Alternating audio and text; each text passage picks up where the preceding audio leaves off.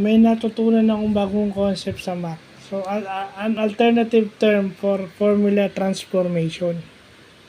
Alam naman natin yung formula transformation is ginagamit yon, nire-rearrange natin yung formula para mahanap yung iba pang concept o yung iba pang variables na nasa isang formula. So, kaya ko sinabing alternative term kasi ang ibang tawag pala doon is change of subject of formula. Kumbaga pinapalitan mo yung, nire-rearrange mo yung mga subject variables. Yun.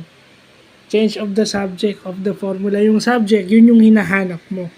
At yung subject variables, yun yung mga variables na hinahanap mo. So, yun yung alternative term for formula transformation. At yung subject variables is nakaano sa atin. So, nagpapasalamat ako kay Sir Randy Solis, no, kasi although same concept but kung malalaman mo yung another term or other term dun sa isang concept na yun o sa isang mathematical concept na yun, ibig sabihin mas lumalalim yung understanding mo.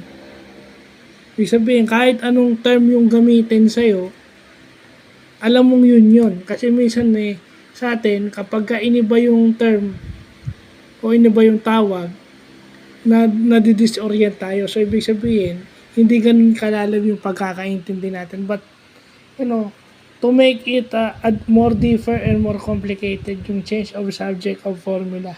Ganun din kay Sir Alfred. Nagpapasalamat din ako kay Sir Alfred Orozco.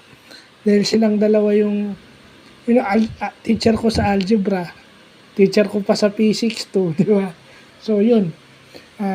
Sila yung dalawang teacher na nagpaintindi sa akin ng mga bagay na to. So, yun lang po.